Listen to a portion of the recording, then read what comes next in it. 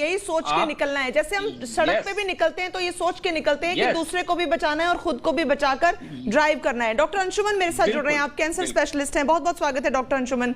सवाल ये ज़हन में आता है, ये भी कहा जाता है जब से कोरोना आया, सेकंड वेव आई, ये बात कही गई कि we have to live with it. पता नहीं है कितनी देर तक दोबारा म्यूटेट होकर आता रहेगा।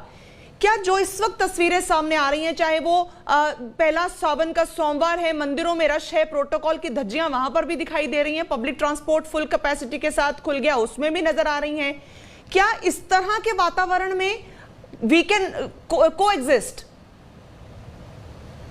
जी जहां तक बात है 2 गज दूरी की, ये तो मेट्रो सिटी में आप उम्मीद नहीं कर सकते हैं। जितनी आबादी दिल्ली या मुंबई की है, उतनी आबादी को 2 गज पे खड़े कर दें तो दिल्ली की 1 इंच जमीन नहीं बचेगी जहां बाकी लोग खड़े हो सके। तो ये पॉसिबल नहीं है मेट्रो सिटी में। हमें प्रैक्टिकल प्रायोगिक बातचीत करनी चाहिए।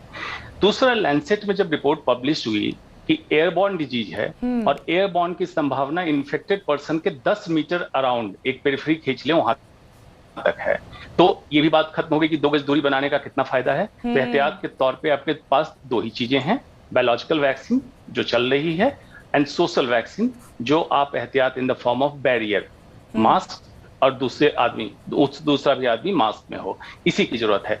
तो सबसे इंप्रूवमेंट की जरूरत कहाँ है? मास्क के बारे में सबको पता है, कोई नई चीज नहीं। वैक्सीनेशन के स्पीड को, वैक्सीन वेलोसिटी हमें बढ़ानी है और जल्द से जल्द वैक्सीन वेलोसिटी को इस तरह पहुंचाएं कि हर्ड इम्यूनिटी की तरफ बढ़ें। सीरो सर्वे जो किया जाता है उसमें इन्फेक्टेड व्यक्ति के भी एंटीबॉडी का आकलन होता है, लेकिन वैक्सीन जितना प्रेडिक्टेबल एंटीबॉडी बनाता है उतना इन्फेक्शन वाला एंटीबॉडी प्रेडिक्टेबल नहीं है।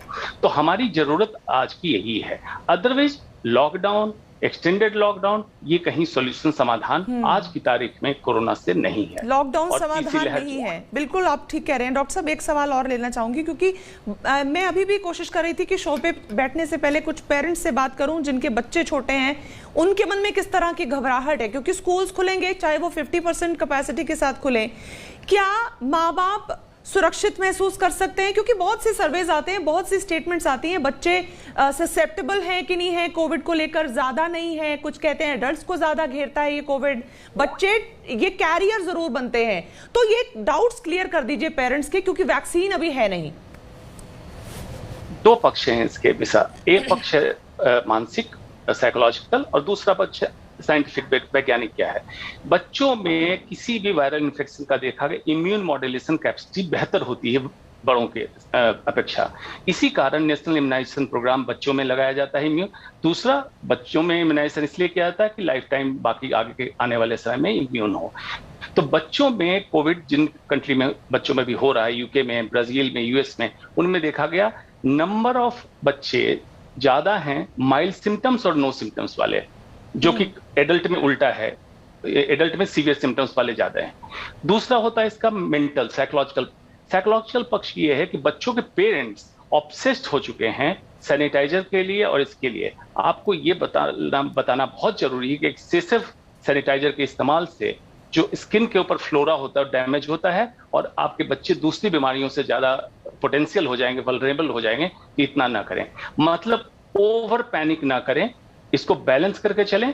थर्ड, जो डेल्टा प्लस वायरस की बात हो रही है, इसका देखा गया बच्चों में इन्फेक्शन की संख्या ज्यादा है, नंबर्स ज्यादा हैं, लेकिन मारक क्षमता बच्चों में नहीं आ रही। इम्यून मॉड्यूलेशन अच्छा है, इसलिए इतना पैनिक करने की जरूरत नहीं, सामंजस्य बिठाने की जरूरत है।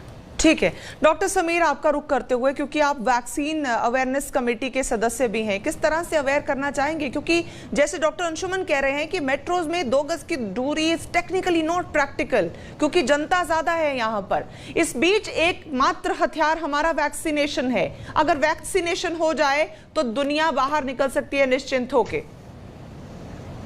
जी बिल्कुल, इसमें 2 चीजें हैं, एक तो वैक्सीनेशन और दूसरा जो हम मास्किंग की। देखिए सोशल डिस्टेंसिंग उस तरह से प्रैक्टिकली पॉसिबल नहीं हो सकती, पर मास्क में हम जैसे बात कर रहे हैं स्पेसिफिकली डेल्टा वेरिएंट के टाइम में हमने देखा है डबल मास्किंग के लिए, या फिर हमने N95 मास्क को अभी फिर रिकमेंड किया है। तो वो मास्क तो आपको लगाना बहुत जरूरी है और मास्क ठीक तरीके से लगाना जरूरी है। दूसरी बात, और इससे इंपॉर्टेंट एक चीज और है कि बच्चों के लिए हमारी जो वैक्सीन है अभी ज़ाइको डी, एटलीस्ट 12 से जो 18 साल के बच्चों के लिए, उनके लिए तो अभी इमरजेंसी अप्रूवल के लिए गई है। 3rd फेज का जो है ट्रायल हो चुका था उसका कंप्लीट, और वो स्पेसिफिकली वैक्सीन, उसका जो ट्रायल हुआ है वो डेल्टा वेरिएंट के अगेंस्ट ही हुआ है, तो एक अच्छी बात है, वो भी आने वाली है। और हमारी कोवैक्सीन भी सितंबर तक लॉन्च हो जाएगी। तब तक हमारा जो ये स्कूल खुलने का प्रोसेस चल रहा है, तब तक हम लोगों के हाथ में 2 वैक्सीन भी बच्चों के लिए अवेलेबल होगी।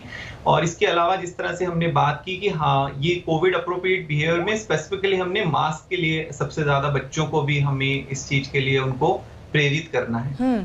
ठीक है। डॉक्टर सुब्रत, ये जो तस्वीरें हम इस वक्त देख रहे हैं, चाहे हम जितने भी कॉमन सेंस रिच बातें कर लें, चाहे हम जितना भी इंफॉर्मेशन गैदर कर लें, जनता की लापरवाही क्या हमें जरूरत से पहले थर्ड वेव की तरफ धकेल सकती है?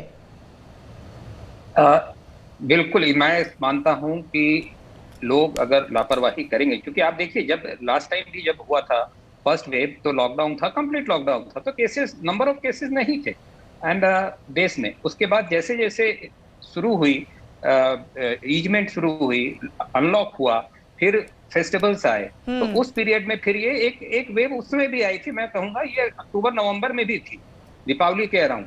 फिर ये 2-3 महीने शांत रही और फिर उसके बाद से जब ये सारा हुआ तो क्या डॉक्टर सुब्रत, क्या आपको ऐसा हेल्थ प्रोफेशनल आपको लगता है कि ये जो ढिलाइयां हैं ये जल्दी दे दी जा रही हैं, अभी रुक सकते थे?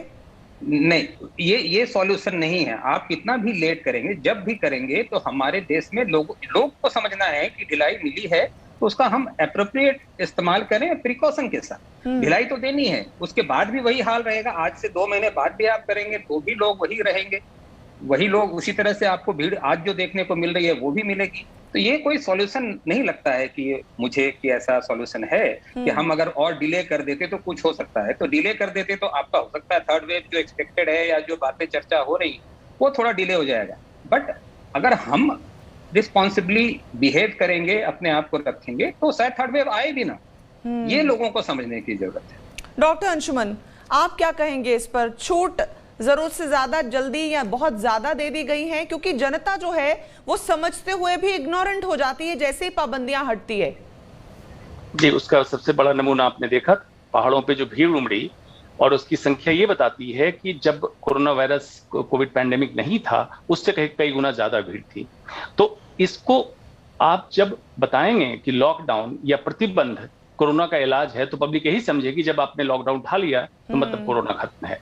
तो ये परसेप्शन पब्लिक में चेंज करना होगा, पहली बात। दूसरी बात, सिटीजन को साइंटिफिक टेम्पर डेवलप करना पड़ेगा, वैज्ञानिक सोच को ही आधार बनाना पड़ेगा। आप हर समय चाहते हैं आपको कानून बताया जाए, नियम बताया जाए, तभी आप मानेंगे।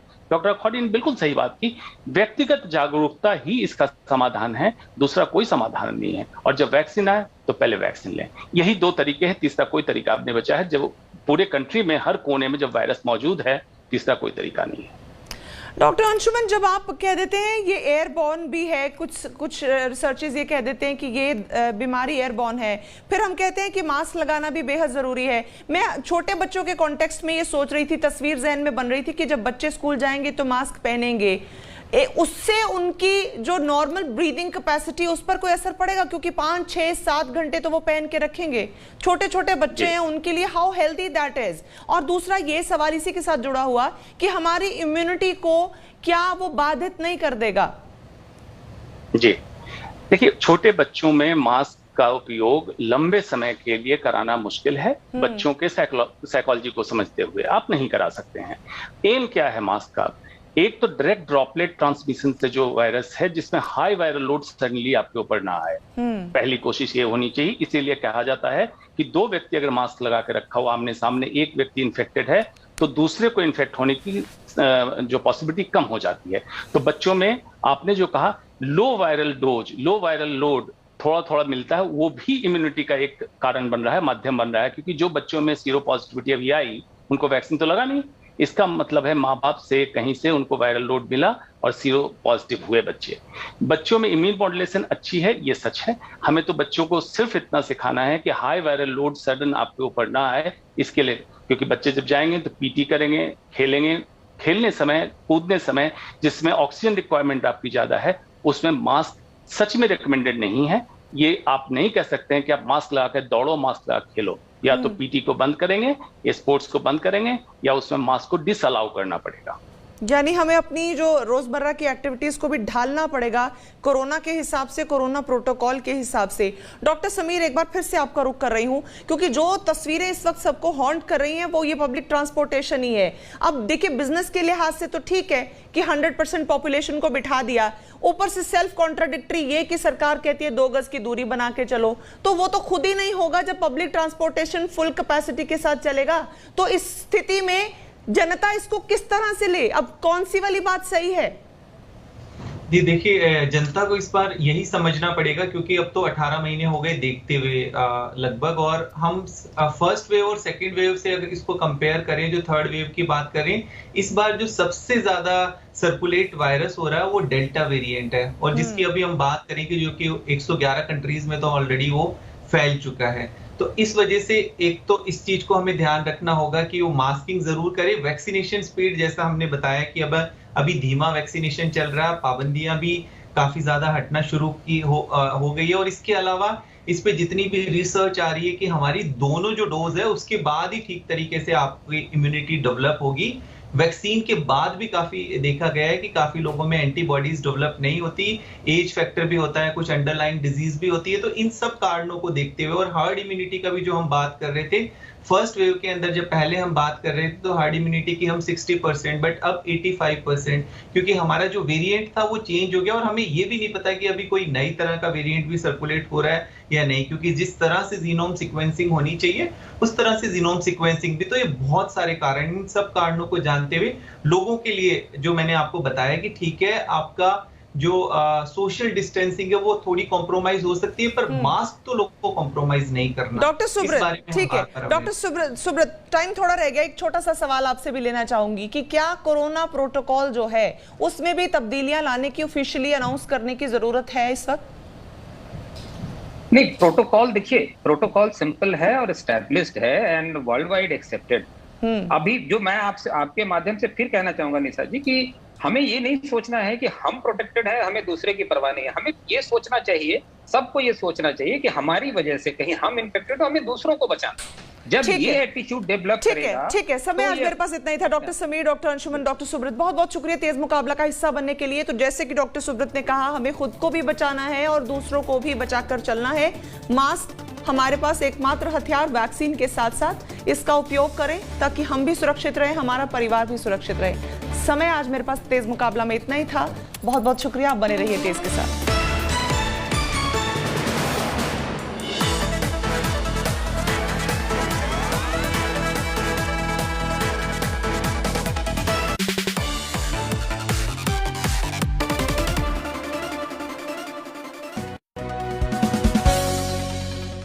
विजुअल कम्युनिकेशन और डिजिटल इन्फोग्राफिक्स के हुनर सीखिए देश के सबसे बड़े मीडिया समूह के साथ।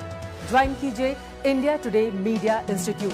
रजिस्टर करने के लिए www.indiatodayMediaInstitute.in पर विजिट करें।